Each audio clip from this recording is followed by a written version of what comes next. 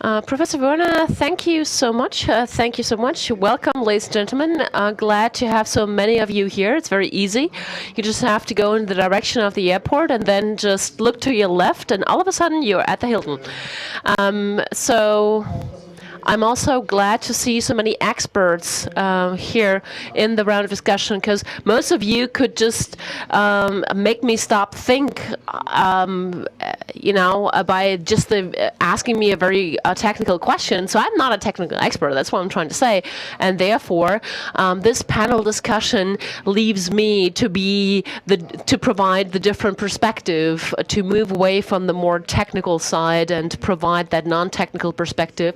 And having said that, I'd also like to thank the simultaneous translators who are doing a great job in the booth. And maybe now, in my choice of words, they have an additional challenge to face after all the technical vocab that they've been dealing with over the last day and a half.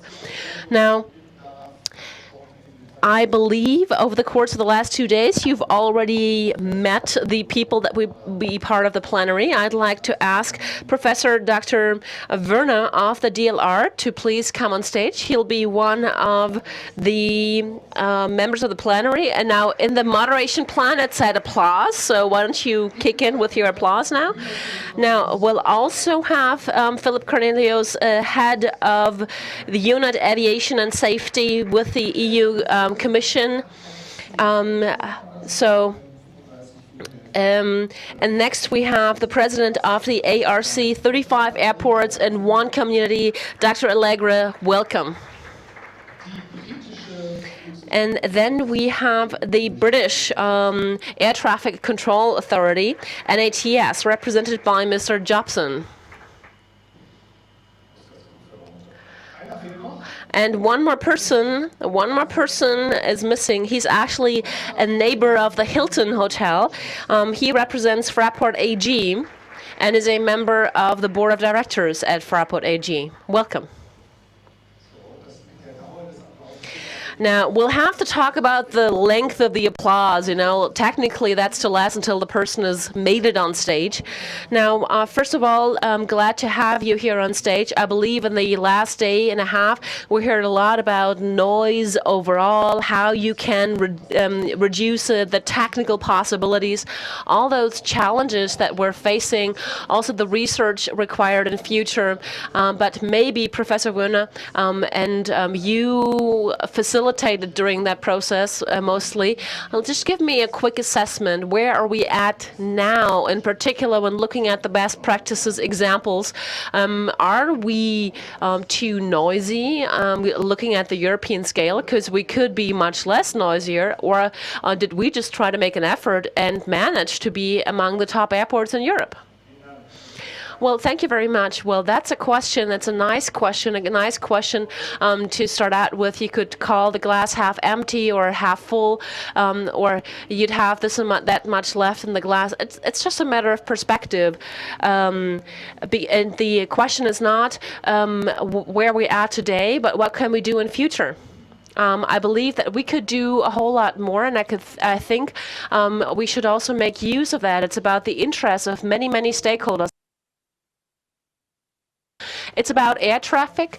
It's about air traffic that also has a business element to it. So it's about jobs on the one hand side, but it's also about the population on the other hand. And those two are not contradictory. What we have to achieve, and we've already have come quite a way in doing so, and that's decoupling air traffic from an increase in noise levels. So yesterday we heard several presentations along those lines. There are ideas out there. It requires a lot of efforts, clearly. But if we manage to do that, then both have a future. Air traffic and the society not working against each other, but working together, and therefore the society at large seeing air traffic as a valid component. Well, I'm not about asking, I'm the one blaming somebody else as a scapegoat or something. This is just about deficiencies that we could do better, but we're still not there yet for whatever reasons. Now, we've achieved quite a lot, but if I were to explain, what we've achieved, then people will start to rest on their laurels, and I want to prevent that from happening. Being successful at present is the greatest danger for the future, and that is why I'm very cautious about that. Of course, as the monitor of the mediation package, I think it's a great success to see that the package has been implemented to a large extent, that we have this night flight ban. In the beginning that was seen as impossible. Now all of a sudden we have it.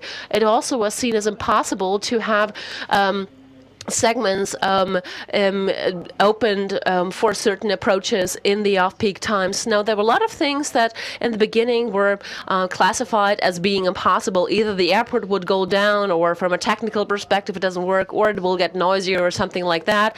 A lot of people knew a lot of things ahead of time, and still it turned out differently. Dr. Salegre, is Frankfurt doing well? Ask me again in English. Yeah. How do you feel we did it in Frankfurt? Was it a quite good job? Or a good quiet job. Or a good quiet job. Yes, that's not bad. I mean, if it is a good job to work in Frankfurt? No, sorry. Did we do a good job? Oh, okay. Thank you. Sorry about that. But let me make first the advertisement of who I am and what is ARC, because probably the vast majority of you have no idea. ARC is the acronym of Airport Region Conference. So we are next year 20-year associations of cities and regions with an airport in our land, in our municipalities.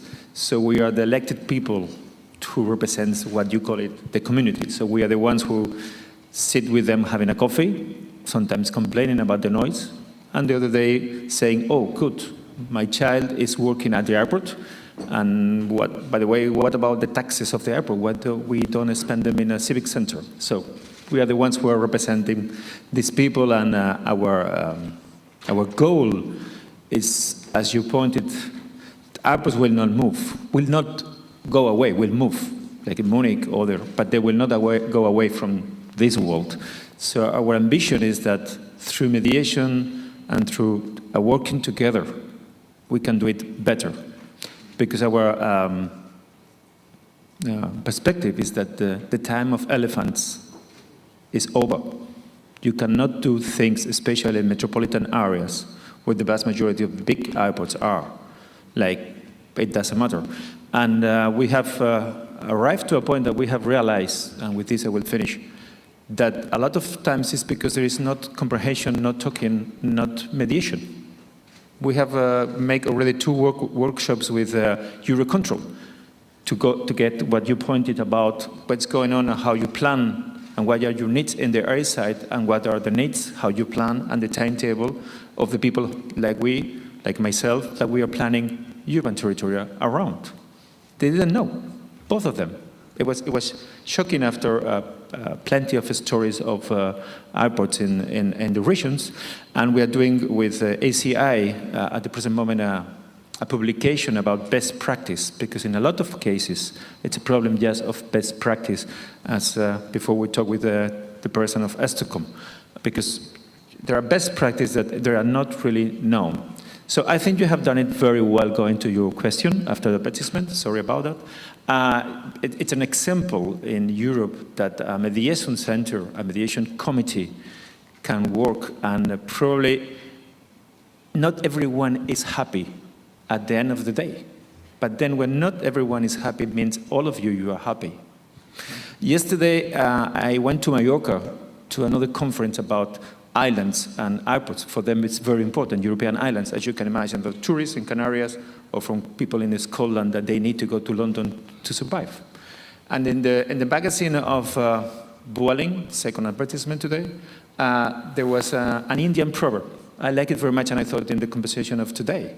The Indian proverb says, if you want to go fast, go alone. If you want to go far, go with a group. And I think this is a very good example that how it has to be in the future, Maybe there will be places that the conciliation and the mediation is very complicated. But not the citizens will go away, and not the airport will go away, probably in the 95% of the percentage. So congratulations. Ja, thank you. Das auf Schwäbische zu übersetzen. Yeah, to translate that into Swabian, you need to be under a net of people that walk with you. Now, just to again put that in different words, what is different in London as compared to Stuttgart? One side has an airport and the other one doesn't want to have a train station because of the alluding to all the demonstrations around the train station in Stuttgart. How do you best ignore public opinion and then about to fail almost, and that is what happened in Stuttgart. Now, London is a good example for implementing citizens' acceptance. Is it, do people in London just don't mind, or do they just approach it in a better way? Thank you for the translation. Thank you for the question. What's different in London? Well, I would say, firstly, I think in London or in the UK, we have learned to ignore the communities is a very dangerous thing. And the flip side of that, I don't like to be negative, I'd like to be positive. The flip side of that is involving the communities in discussions is absolutely, it's a real key. The communities need to be part of the design of the solution, and that's what we've been trying at Heathrow, at Gatwick, and at Stansted, to get them involved. So, and I'll be really clear. Have we got it right? I don't think we have yet. No, but we've moved a long way in the last couple of years in terms of that community engagement, in terms of the maturity of the conversation. It's moved on a long way. I think that this conference is a really good example of how mature you are in Germany about your relationship, the aviation industry's relationship with the communities. And one perspective from the last day and a half is I see so many similarities between what's going on in the UK and what's going on in Germany, and a number of the people I've met I want to stay in contact with because I think we've got a great deal to learn from each other. There are things that DFS are doing here that NATS is not doing in the UK, and I want to learn more about that and how we can learn from that. And it goes both ways, absolutely. So yes, communities need to be engaged, but actually within the aviation community, we need to share those findings. Also, man muss mehr teilen. Herr Schmitz, jetzt. Yes, that's about sharing. Now, Mr. Schmitz, that has worked well in Frankfurt. When you look London as a case in point, that's one thing, but the new runway, I think it's worked well, for me as an outsider at least. Yes, it did. I can only support Mr. Werner's point of view. I believe this is an exemplary process that we started with the mediation. The price of that was, and we had just talked about that, was the night flight ban from 11 p.m. to 5 a.m. So we paid the price for that. We have to live with that. Those are the conditions that we simply cannot ignore. And this whole thing is not an outdoor event that is fun. Flying is not exclusively about fun. It has a commercial background to it, a business element to it just as well. That became clear in the last presentation. We need it for the regions to support business in the regions, but we also need peace in the regions. And the burden and striking a balance, that's like the $1 million question. That is the challenging part about it. And yes, we did do a good job. It's not ideal, that's part of the compromise. Of course, you cannot please everyone, because when you look at the contributions of some individual players, you will see that. But we'll need the runway, and we got it. And in terms of communication and continuing a dialogue with the people living in the region, I believe we have 5.5 people living in this region, and it is affected one way or another. So we cannot move the airport. That is impossible. Maybe it was possible in Munich, but we have 57 million passengers, 100,000 flight movements and move it where to begin with, you know? So that's unrealistic to start out with. The question is, how do I live? And the forum, the airport and regional forum, the Umwelthaus, as dissatisfying it might be in some cases, I think these citizens' initiatives are still missing, and that's something we need to work on. We'll never come up with an ideal solution. That's part of a compromise solution again, but we still need to make sure we get as close to that as possible. Let me just respond to that directly. Of course, in this dialogue forum, we try to involve all stakeholders impacted. I'm just saying that for those of you who are not following that directly. I'm just looking at the municipal representatives when we came together at the regional forum, and some said, we're going to leave that forum just to make sure that we don't lose the case later on in court because we were part of the discussion. We had that discussion around that, and I think a retired former judge said, if someone approached me in court and said later on, I want that to be my right, and then I'd ask the question, did you take part in the decision? And that person would say no, he would have lost already. So we're not a substitution for the legislator with a regional forum. We are a regional forum. We are a body that tries to come up with the best solution. We've achieved a lot. Of course, there's still some way to go, and everybody who has an opinion about that is asked to contribute that opinion. And when it comes to rights, you know, that's a different story. You know, we live in a state that has the rule of law. You don't need to be afraid. You can file your case in court, but that's a different level. But still, utter your opinion. Okay, so involve the population. That is key in order to be successful. I mean, I live in the Wetterau, so that's north of this. I love it, but it's also one of the quietest region close to the Rhine-Main. That's where you were going to move the airport to? Oh, okay, so I'm lucky. I'm lucky that you decided not to do that. Okay, now, Mr. Cornelius, involving the population, involving society at large, ahead of implementation you're planning. Is that something that maybe we could improve basically on an EU level? Because there will be projects that in which people forget about that or think they don't need it. A couple of best practices and airports that have learned from experience to develop those best practices because they were under pressure. So what we try to do at European level is to learn from those best practices and to spread them to the rest of Europe. There are also locations which maybe today are not so much under pressure, but as time evolves and traffic grows, will be faced with the same situation. So the objective is to put in place that process, which of course has to be implemented by people on the ground. We are not at all involved in the actual implementation, but give this process in order to reach such solutions as have been reached in the two cases that have been mentioned here. Also ein Prozess. So create a process. Just to add something about what you have said, I think from the political point of view of the local authorities and for our experience after 20 years, usually the bad item is that these committees are created when there is already a big problem on the table.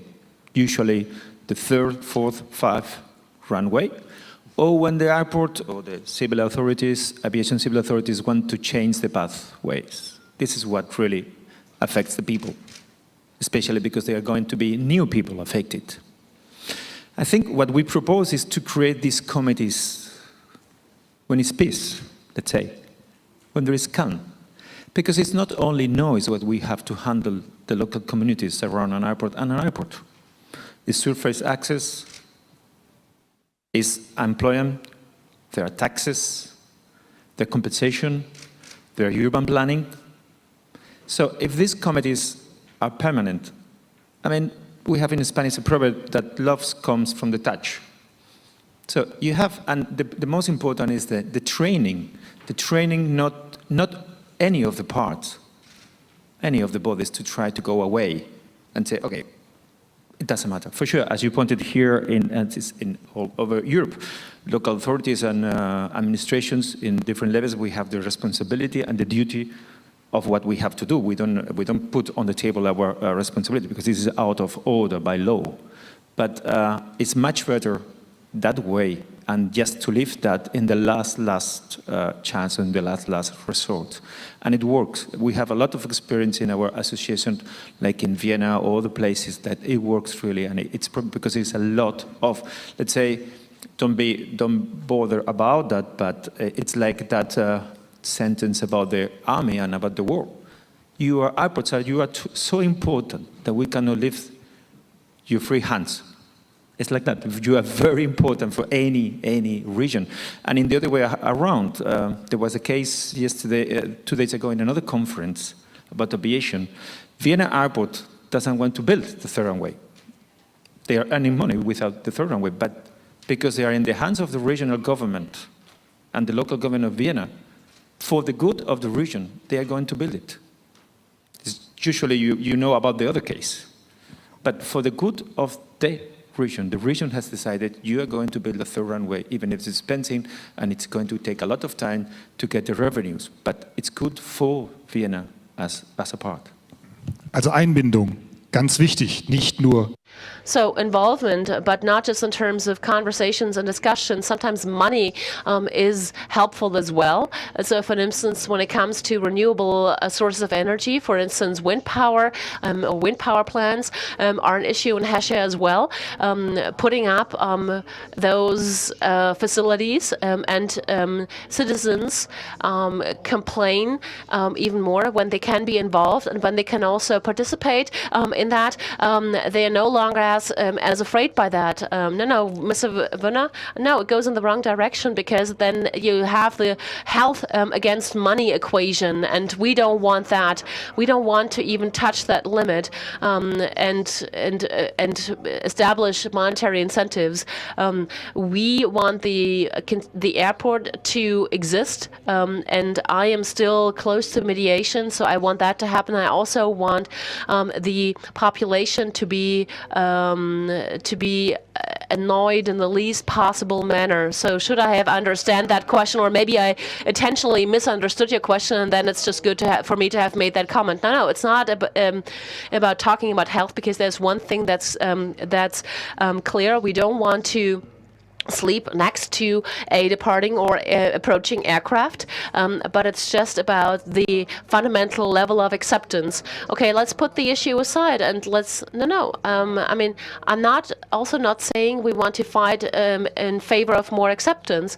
I hope that at some point we'll have a solutions accepted by society. Acceptance means that I talk to you for as long as it needs until you finally give in, and I believe an airport is in the interest of society. An airport is not against society. Society wants the airport, and I'm also convinced of the fact that society doesn't want to be particularly annoyed by that just as well, and therefore we need to come up with valid solutions that also require compromises for both sides, as Mr. Schmitz rightfully pointed out. Okay, I also agree with that, but then let me ask you the follow-up question. Where would you see the greatest potential for research and development? Well, with respect to the program, here I'm mentioned as a head of the forum Airport and Region, and now I change my hat and say I'm head of the DLR. We need research, and for that research we need a bit of money. And then we can do good research. New aircrafts will be developed that are quieter, and then Lufthansa will buy them after Airbus and Boeing have produced the quietest aircrafts, and Air Berlin does it, and the Frankfurt Flughafen makes a contribution by trying to adjust fees, landing fees, with the help of the ministry. Mr. Cornelis, that means we need money from the European Union for more research. Is that possible? There's actually a lot of EU funding going into CESAR, joint undertaking in particular, that is working in the ATM field, and it will support those very sophisticated solutions related to approach and takeoff, for which you need this technology. Besides that, of course, we are active in promoting through the certification requirements of aircraft, promoting, as I said, in an ambitious way, future noise standards. Of course, there will be also a natural renewal of the fleet, and there's going to be progress, even if we do nothing. But it's not enough. We have to keep pushing the limits. There will be some challenges because we see that in the technology there are increasingly trade-offs between emissions and noise. So there are some complex engineering and policy choices, but there's still room for improvement. Definitely there is European support. There is a research program which can be tapped into by manufacturing industry in particular. And as I said, this is our program which is a more proactive system where we've actually created an organization to push the process and to spend the money with a clear mandate. Ich behaupte mal, Sie haben fast nur die Möglichkeit. I would assume that you can only push a process. But ruling or regulations in this world of global aviation, well, that's not possible for a European Union, isn't it? Question mark. In terms of noise standards for aircraft, we have to, of course, follow the international, the global standards, but we are the ones who are pushing them forward the most in collaboration with the big European manufacturing, because at the end of the day we are in Europe, we have some of the biggest aircraft manufacturers, so they are working with us and with EASA to understand the next steps in technology and to push them forward. For them it's also an important marketing aspect. As long as there will be demand for quieter aircraft, they can also push a renewal of the fleet with better standards. I have a short proposal for that. We are always discussing about single European sky. Why not have a program silent European sky? And we would put all the research entities of Europe and also the plane manufacturers together to have a silent European sky as a proposal. Herr Schmitz. May I? Sorry, yeah, it worked. May I add something? I think one disadvantage with regard to the Europeans is they are too slow. Absolutely. The whole process, and we've seen it during the different statements here and the briefings, means it takes time. I mean, in the aviation business, safety first is paramount. There's no doubt about it. Absolutely no doubt. We cannot go at risk here. That's for sure. All the other things, and that is what you've mentioned, is not the question of the European Union or the bureaucrats or administrative frameworks to be added up to all that what we've got in the meantime. So the point is, how can we accelerate the whole process on the side of research and development, and how is it possible simply to, and this is the marketing block, by the way, for Lufthansa, to initiate billions of euros right now in the investment of new aircraft right now, as it has been announced. I mean, from an airport point of view, that is the right way here. And this is a ping-pong play between, on one hand, the universities and the research institutions and the industry. And we need to push it ahead that way. We do not, and by far not, need any additional framework or regulations, because it takes time, it costs money. And all the people, in particular in this region, are looking around for results here. And this is difficult enough for us. So that means we do not need, in addition, the EU in this case. Ich sehe eine gewisse Unruhe im Publikum. See some unrest in the audience. Mr. Carriero. Try to have like in a normal bar. It looks like a bar. Pity the beer, but anyway. So let's have a little bit of fight. I think aviation should be regulated as other industries. Or why cars are now spending 10% of what they spent in oil 20 years ago. So I think that the idea that we believe is that regulations should be put it on time, money to help to get these standards, and let the companies to do it. Like Volkswagen, and then you try Volkswagen, and I will not say the list of German auto cars because this is going to be 10 minutes or more, but the idea is let the market to do what the market and the industry can do. Like in the automobile industry, and if it works there, why not? It's more complicated, yeah, I know, but it's more important. And for sure we have, it's worldwide aviation industry and worldwide business. But there are, we can, in 5 minutes, see different approaches and different levels of what types of planes your airport accept or not. So that's, in that we are very connected with the European Commission. It has to be a European standard, but the decisions has to be local because not all airports are the same, not all cultures connected with noise are the same, but the standard of European, because we are Europeans and we want standards for a lot of things, common standards, let the industry and the local communities with the airport with the local communities to find the solution. Some places will have, well, this type of planes cannot come here. Well, the companies, if it's attractive enough for the business, the companies will reach that with other planes or with other timetable. We know that because this is what happens usually and very often. The bad thing is when someone tells you that you have to do it, then it's, but if I do it for myself, then it's okay. So I think the proposal would be to have regulations in time that decrease of the standard of noise that we have to get every citizen. Mr. Cornelis, Sie können direkt darauf antworten, wenn Sie möchten. You can answer that directly. Had any ambition and never will have any ambition to decide which planes Lufthansa should buy. But there have to be a basic set of common standards, at least even to have a framework to discuss. And even Lufthansa is interested because they operate in many countries. They want to be sure that the rules that are applied in other countries are of the same quality as the ones that they have managed to work under and domestically. So it's a question of setting a common framework so that we talk about the same things in the same circumstances, leaving, as I said, the decisions to the local authorities, to the actual operators, but just working within a clear framework.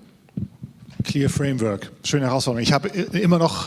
That's a big challenge. I have Mr. Schmitz in mind when he became so emotional.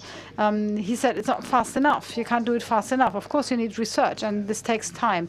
And then a fleet needs to be renewed. You all know that better than I do, how long it takes till a certain type is scrapped. I mean, my son is still at school, probably then he will be retired. No, probably not, but it will take a long, long time. Until that, we have even more flight movements, and reduction of individual noise are compromised because of the mass. So maybe you have to do more here in that respect. Maybe the European Union has to say, well, this type is no longer admissible, this noise level is no longer admissible.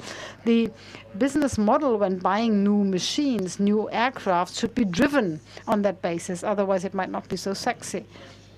Can't do it with the flight price, the fare price. I always try to focus on the different stakeholders here and put them in the center of things. Let me make the following statement. I don't think, or I don't know whether the most important goal should be have quieter aircrafts, but rather that the noise level is smaller, that goes down to the ground and affects the population. You might say, probably that's the case, but probably not. Probably an aircraft is isolated and insulated well down to the ground, but produces a lot of noise upwards into the sky. So it's not a quieter aircraft, needs not be a quieter one, but on the ground, less noise is produced for people affected. So there are so many other options. So my hope rather is, my trust rather is, I said that yesterday, with a cap for noises for the region. And the question is, how many encroached people do I have, heavily burdened by noise, and how can we reduce that number in the best possible way? That's my personal goal, first of all. And then the next question, how you do it with the aircrafts, quieter aircrafts, or whether you try to design better approach and departure routes and procedures. We heard it, you know, there is not the one and only solution, but you have to consider all the different aspects together. Of course, it would be nice to have a whispering plane, and then we have solved all the problems. But tomorrow we won't have it. And therefore, all the other instruments have to be promoted and improved, different approach and departure procedures, and all the other things. And we need to have some standards, some index. And the Frankfurt noise index is one instrument that really looks at the noise that affects the people. Mr. Jobson, my question to you, as we hear that traffic air control and safety, is that the do you think that procedures for landing and approach is the cost-effective measure to do that? I think, as you've learnt over the last day and a half, and as members of the panel have been saying, we have a toolbox of opportunities here. Some are in technology on the aircraft. Some are in actually land use planning, you know, noise-sensitive land use planning around airports. Some are around operating restrictions, and some are around operational measures, you know, air traffic operational measures. And they all have different timelines. And what we did when Sustainable Aviation in the UK put together the noise roadmap was just try and really clearly state what all of those operational and aircraft and land use planning and community engagement opportunities and possibilities were, and try and be clear about what the timelines were. So to your question, yes, I think operational opportunities are rather more near term, both in noise and emissions. And I was musing on something I think you said about, and something I really noted down from the discussion yesterday, and that was the one word: impatience. You know, we want change and we want it now. And then you heard from DFS saying, well, yeah, I understand that, but actually sometimes because of the safety issues, change can take time. I think the pace is changing. In the UK, working with Heathrow and British Airways and the Hakan anti-noise group, we actually, in a relatively, in air traffic management terms, in a relatively short time period, are able to put a trial in and actually deliver that trial, complete it, and do the analysis of that trial. And I talked about it earlier. You know, I remember I've been working in air traffic for quite a number of years, and I remember just doing the safety case for the sorts of things we're trialling at the moment could take years. But I think we're much more pragmatic about it now. So I think the pace is changing, and I think operational procedures are a near-term possibility, a more near-term possibility for noise and emissions reductions. Thank you. Mr. Cornelis. Yes, I just wanted to pick up on that and echo what was mentioned. I think that in the field of operational measures, there are quite promising things to be done in the shorter term than some of the other elements of the toolbox. And the incentives are quite strong, because a lot of the efforts or ideas that are out there will not only improve the noise performance, but also lead to fuel economy and less emissions and so on. So the incentives are pointing in the same direction. For those. The problem there is that it's quite complex to roll out, to go from one system to a new system, and this is where Cesar has a mission to try to coordinate the rollout. This is the most complex part. And secondly, I wanted to mention that it's important not to get bogged down, I think, in a discussion on technology and engines and aircraft, and to forget about the other elements of the toolbox, which maybe do not produce such easy short-term gains, but things like land use planning are are essential, and even though they deliver only in the longer term, they are one of the main components in our view of the toolbox, and should be kept in mind. Not only take into account aviation activity, but typically you have a lot of other sources of noise from railways or motorways or the proximity of the city, and it needs to be looked at also holistically, not just aviation on its own. Bitte. In that sense, I think I would like to introduce an idea that we have in ARC, is the idea of the environmental capacity. In fact, when we talk about airports, the capacity is always how many planes can take off and land in half an hour, or in an hour, or in a day, or in a year, doesn't matter. But we have to start to think about that this idea. It's not necessary that Europe regulates that, but environmental capacity, because this is the issue. And the issue is that environment is important and more important and more important in society. There are the front lines like Sweden or Germany, and the ones who are not so much, like maybe Spain. But this is not going away, because this is connected with quality of life, and we want quality of life in anything around us. Noise is going to be important, but not only noise, quality of air, how many cars, every time that an airport opens a new terminal or opens a new runway, means more cars around that airport. So this idea of the environmental capacity, I think it's a key issue to think, because at the end, this is pressuring us without not even knowing or not even put it in papers.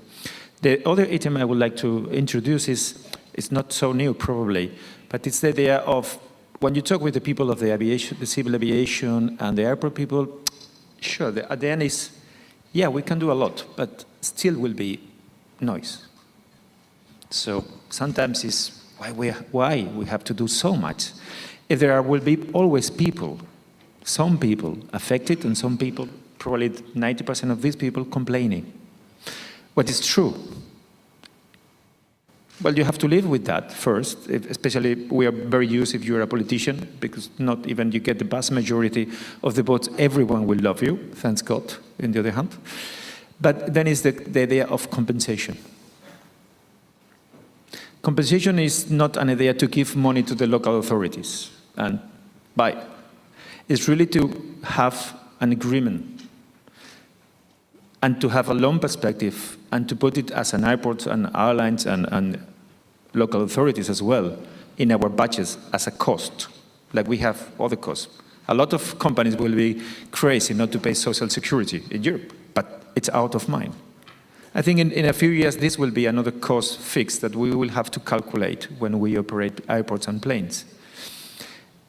I would say, maybe it's too rich, but at the present moment, if I would say the people with the same skills in my city, living under 65 dB, get a priority to get a job, probably I will have problems with hundreds of people trying to live under the path of the planes. You know, in Spain it's 25% unemployment. It's like that. So it has to be clear, concrete, long perspective, not always money, compensation rules, compensation measures to the really affected people, not the local community as a whole, if not really to the local citizens that are really affected, and they will be always affected zones around an airport. Eine lebenswerte Umwelt schaffen und trotzdem fliegen können. An environment that is worth living in is to be created. Well, I assume that you might have a question, dear audience, so I would like to open up the discussion round. Should you have any questions to the panel? There are 2 questions already in row number 3. Please.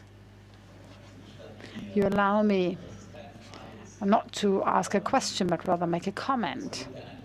The impression was given as if here in Frankfurt everything was done very successfully.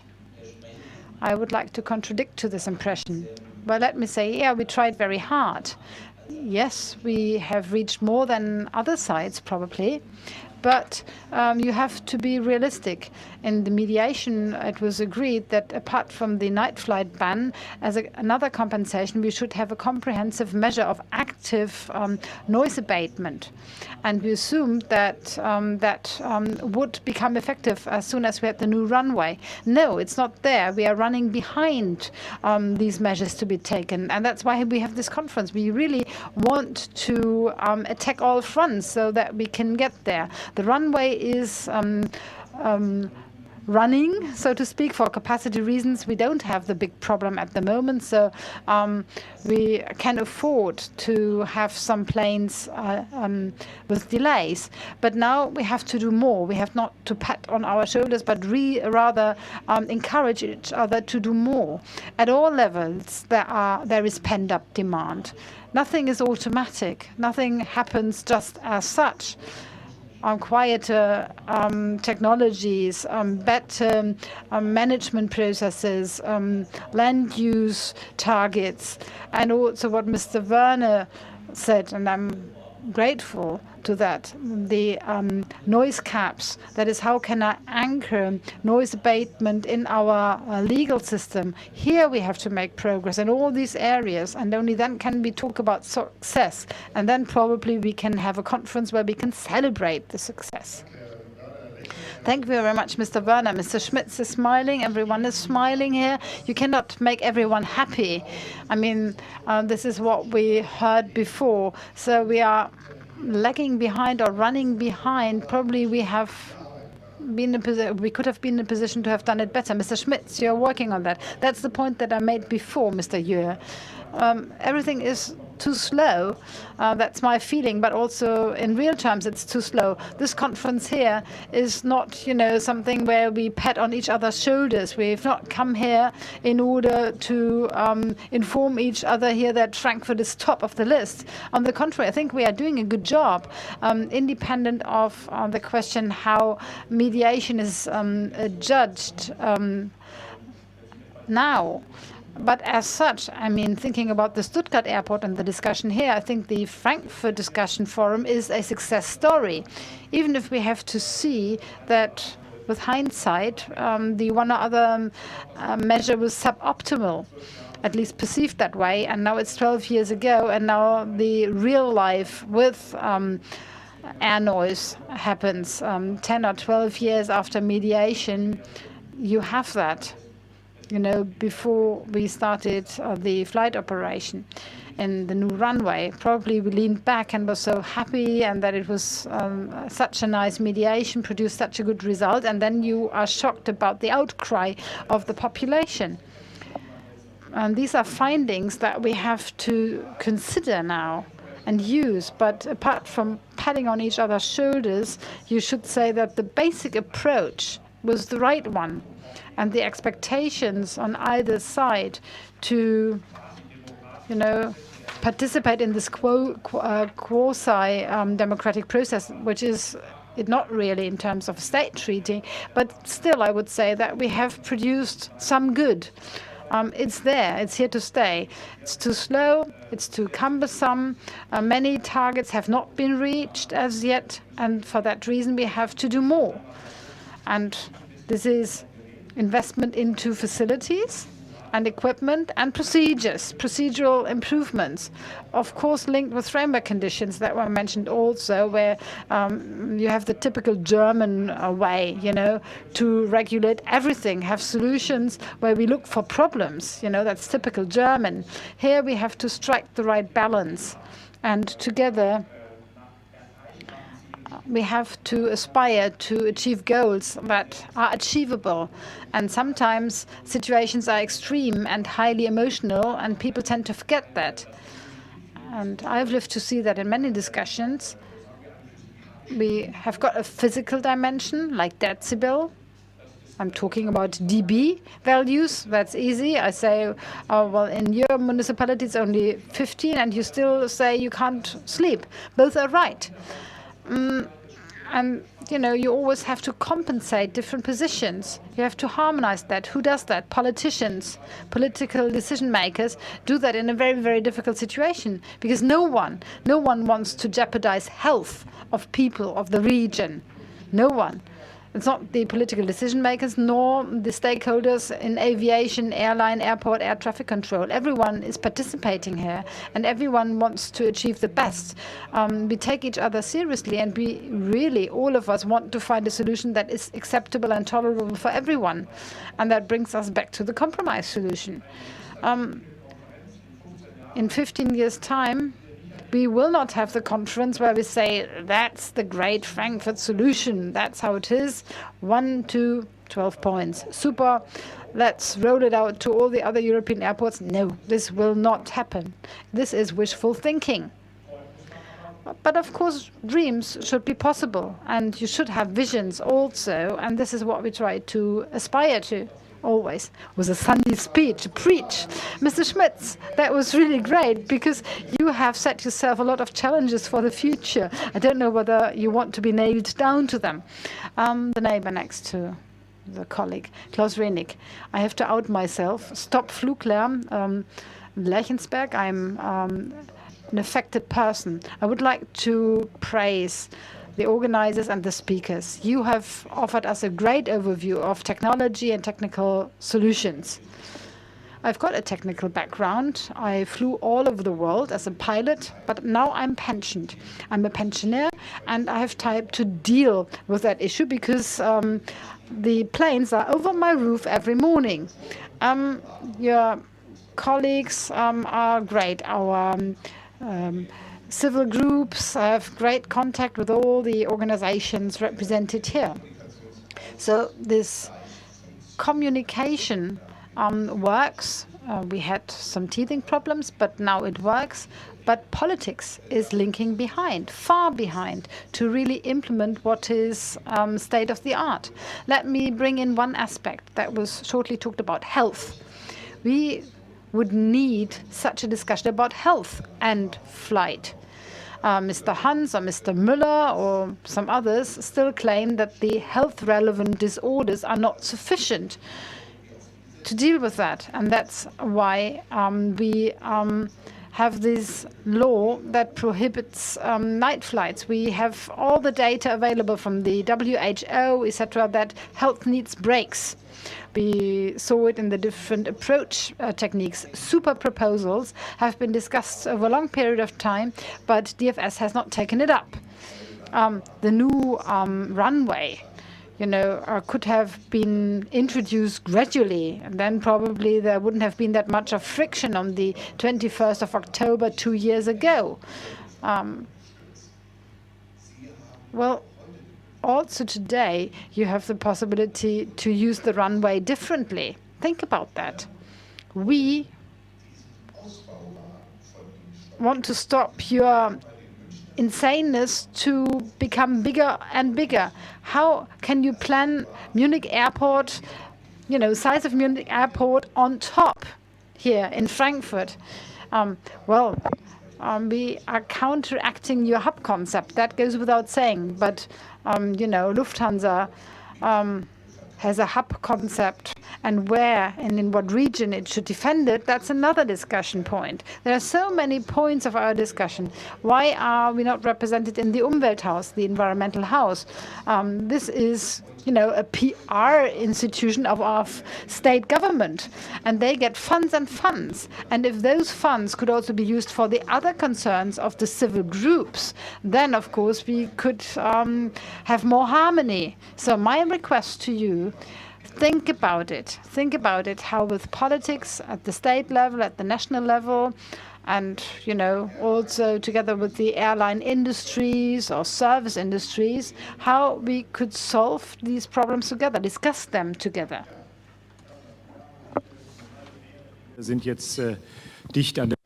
Well, maybe we just missed the truth slightly. Let's just go back to Mr. Lund's statement along the lines of health and health considerations. I've never heard him say that because he was the one who also in the airport and regional forum drove us to use the NORA studies and then also look at the health impact of aircraft noise on the population. We also have the sleep studies being done in order to see the impact of night flights on the quality of sleep. So we take this very seriously in the forum. That's point one, and I'll just skip a couple of points and say, well, the Umwelt- und Nachbarschaftshaus is not the PR department of some stakeholder, in particular not the state government of Hesha. When the Regional Dialogue Forum couldn't go any further, I made a suggestion to the regional government saying, okay, after the planning procedure, let's establish a new forum. The forum we call Airport and Region, so it's supposed to have a 3-member board in which the airport, the municipal side, and an independent person is represented, so we implemented that. We then also established a coordination body, and below that we defined 3 areas, one being the Umwelt- und Nachbarschaftshaus, which acts as a source of information and the organizational body that organizes events like today and yesterday. You have to have someone to organize it. It's not like you open the doors and everybody would just walk in and you have your presenters and everything works out. You do have to have a clear process for that. So the Umwelt- und Nachbarschaftshaus also represents not the opinion of the regional government, but the opinions of several stakeholders, of environmental associations, just as the opinion of airlines and the airport itself. So I would like to contradict that. The Umwelt- und Nachbarschaftshaus is not anything PR, is not any PR branch of the regional government. And then we also have the Noise Abatement Committee. You heard that from Mr. Biesman. And we also established the so-called Convent. And that is a body that is open to anyone who applies to become part of it. And I believe, Mr. Lanz, we're now 80 groups, and you all can also get involved in the discussion. Some people make use of that, others do not. Now, let me just respond to that. Now, when you said, how did you open the new runway? Should it have happened in a different way? Now, obviously, it's easier to be wiser afterwards in retrospect. Now, the suggestion you made may have something to it, but should it be the goal of the airport to just take some tricky measures and then try to come up with a show for the population and then try for them not to realize that it is a show? From an operational perspective, I am not capable of assessing that. I think it needs to be handled transparently, and I repeated that several times. I don't want any tricks. I don't want any show. Now, is this because it is something new, and that is why it is perceived differently? It was quieter before, and all of a sudden, it's an uncommon situation if you have thunderstorms all over the place on a very regular level. Of course, the newly affected populations, we heard about that. That's a particular problem. Those who got less aircraft noise because 50% went on the northwest runway did not shout hooray just because they were not affected. So it's the politicians among you who know that you're not praised for the good deeds, but only made responsible for the bad ones. It's the same holds true for life. That's not only the case in politics. Now, those that were caught by surprise by the increase in aircraft noise is something that I have little pity for the surprise they seem to experience, because we have a regional forum, a regional airport forum that years before that already showed the aircraft noise to be expected in what area. I showed them yesterday, and it was clear that in the south of Frankfurt, because of the new runway, we'd have increasing noise levels there. period. So being caught by surprise once it is what is out there and being used is something that I cannot tolerate, because then you're not an informed decision. It caught me by surprise for them to be caught by surprise. Not to like that. Of course, I can relate to that. But the surprise, no. Well, the behavior is maybe the wrong word. The attitude, or having to know how people respond, and once you experience it, is something else. It's a theoretical level. And then reality, something else. So, for instance, that company that was going to move to the Lerchesberg, and they asked me about the Lerchesberg, and I said, "Are you crazy? The Lerchesberg? Do you know about the aircraft noise?" Well, and I was there; it wasn't that loud. And then I told them, "Well, have a look at the maps," and now they live somewhere else. That's to cut the story short. If you have never been exposed to it, you just take it as being not as bad. So the dealing with it ahead of time is something that's very difficult to have people do. It's not anything that just happens like that. Yes, you're right. It's human, and I'm not saying anything against it, and I'm not saying it's bad for people to be annoyed or upset.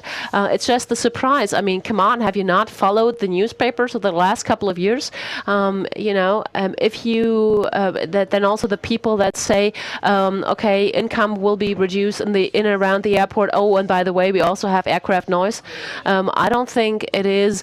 You are a responsible citizen if you try to ignore things and then are upset afterwards. That you are upset, I totally understand. I understand everyone living around the Lerchesberg area that is upset about aircraft noise, but the sudden surprise is something I don't accept. I think we all agree on that, or is there anyone that is of a different opinion? Okay, all right. So we have 2 requests to the floor now. Go ahead. On the being surprised by noise front, I think this is an area where you have to have absolute transparency. And when we make airspace changes in the UK, we've gone to quite some work to try and be transparent about what the impacts are going to be. And I'll give you 2 examples. The first one was we actually took we wanted to put some holding patterns over a particular part of the south of England to improve efficiency, actually.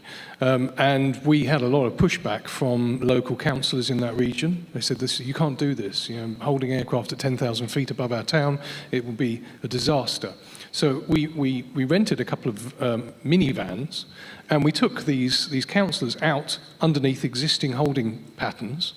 And we had a radar tracking laptop, so we could point at the aircraft in the hold above us. They were above the clouds, but we could point at there's an EasyJet A320 there, and they could actually experience firsthand what that felt like. And it was we actually got a really surprising response. They came back and they said, we realised that we don't need to oppose this anymore because actually it won't have an impact, because we've experienced it. So that's one example. Another example is something we're doing for a current consultation. We've actually been out with a sound level meter and a video and measured and recorded aircraft flying over with the sound level meter in shot, so that when you say, well, you'll be in, the maximum noise of the aircraft that will be going over your house will be X decibels, they can actually see on this video how high that aeroplane might be and what the noise level is relative to the background noise level, for example. So trying to be as transparent as possible is really important. That actually was our consultations for airspace changes are quite detailed. The last consultation, I think we consulted with something like an area where 20 million people live. And the first day our consultation went live, the traffic through the website was so great that it actually broke. So we had to strengthen it and put it back on. But we go to put a lot of work in to try and get that transparency around what noise really is. Das wäre vielleicht in den vergangenen 12 Jahren eine Idee gewesen für Flörsheimer Touristen.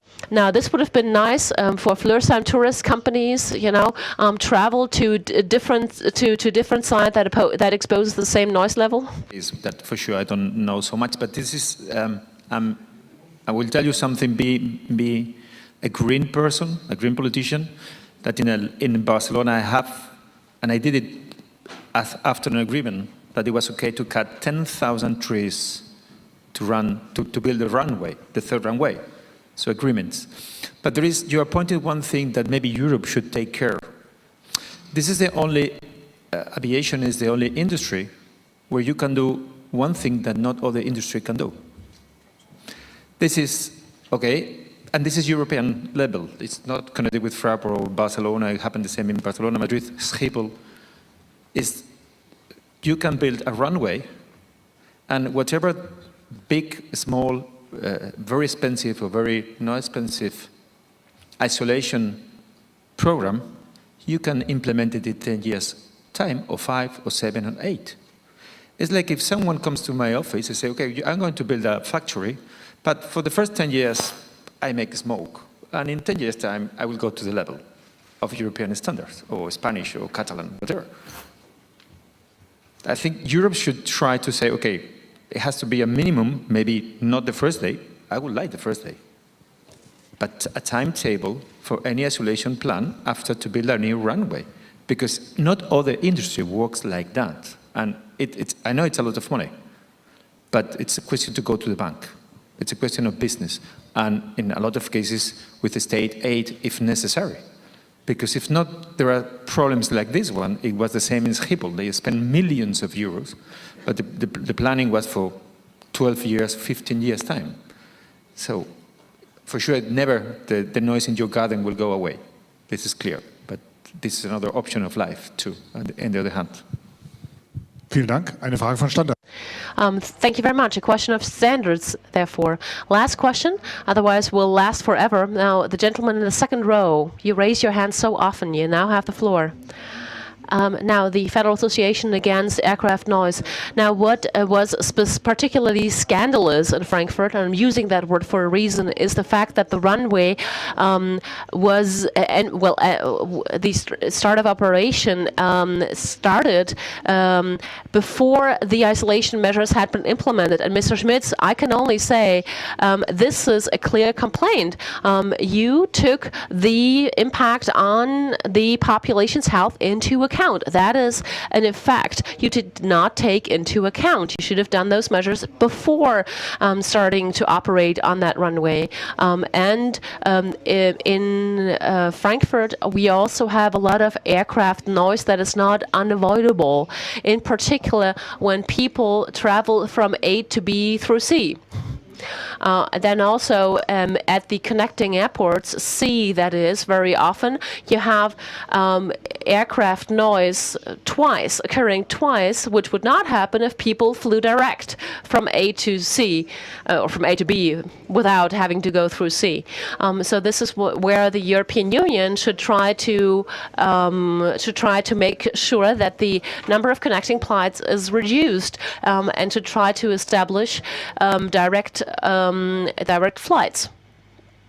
So, and this would do away with the dumping that that Fraport AG has established for connecting flights, and it also means that a flight with a stopover shouldn't be more expensive than a direct flight.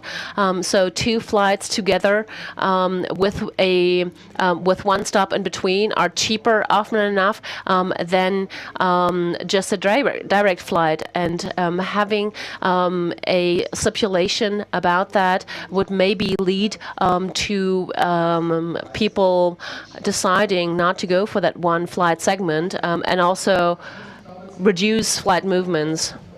I think, Mr. Schmitz, you already said something about the fact that this wasn't the best way of doing that. That's a nice thing about democracy, in that you can also allow for other opinions. You know, even though you might be wrong, in my opinion, I can allow for your different opinion without being a flight expert. I can say, just from a physical perspective, and I learned that in my show, and this is the following. Now, flying doesn't have an impact on noise only. There are a lot of other aspects you have to take into account when you have a connecting flight. From an energy perspective, it's much more efficient, and that is why the direct flights are more expensive, because the aircraft need more kerosene. Now, a longer distance with a stop in between, from an energy perspective, would be more efficient.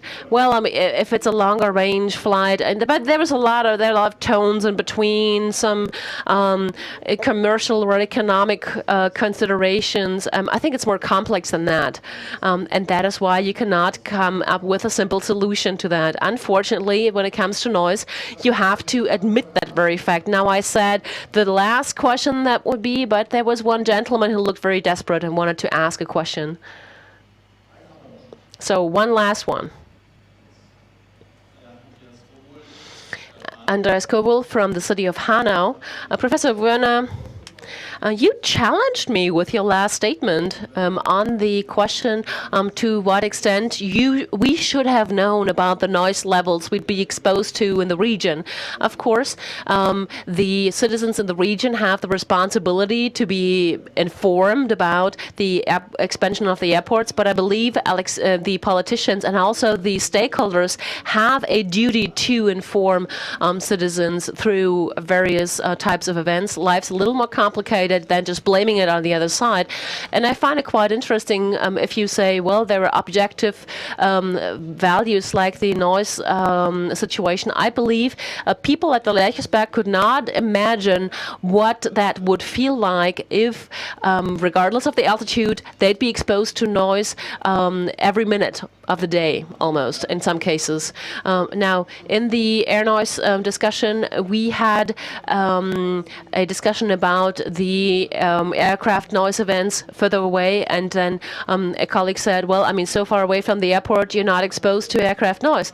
But the people in that region see it quite differently. They feel very exposed to noise. I can also come up with a scientific term for that. Now, highly annoyed is what you call it. You call it highly annoyed because it has a subjective element to it, and the population feels massively annoyed by aircraft noise, and you cannot just say, oh, well, I mean, people could have known ahead of time also that they will wake up at night. I mean, looking at the maps of the dialogue forum, they should have known ahead of time. It's not as easy as that. We need to pick people up in their individual situation and the emotional impact, and I believe that this body and this region and the political stakeholders, including the regional government, have a duty to pay to citizens, and that should be taken into account in future as well. Thank you. You're very right. There is a duty to inform on both sides, and that is why for the last 12 years we did not stay in our holy offices and said, okay, people, you come to us and look at the maps. We actually traveled around in the region. We did events. We went to the Hasha Day and other types of events. Apparently, we did not reach everyone, which is deplorable. But coming back to your statement, that's exactly what I'm saying. Yes, okay, the subjective annoyance people feel should be used as an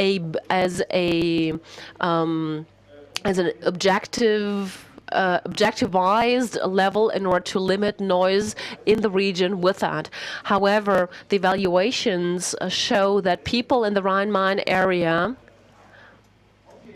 said that with the same noise levels, they feel more annoyed than in other regions. That's not a bad thing, but that is a factor to be taken into account, and that is a discussion we've had since we started operations at the runway 18 West, and that is why it is important to take the subjective points of view into account. However, we should also look at the objective ones, like the question, do people get sick when exposed to aircraft noise, and that's why we're doing the NORA study. So I only take that as an appeal from your side side and see that as work to be done from the regional forum. Now, let me just go back to Mr. Schmidt's comment, who said 55 decibels, and I still feel annoyed and can't sleep at night or wake up at night. There are just two truths to the same situation, and the fact that we have several truths in this region will be the challenge to work on in the future. Thank you very much to the members of the panel. Thank you very much to the audience for your questions.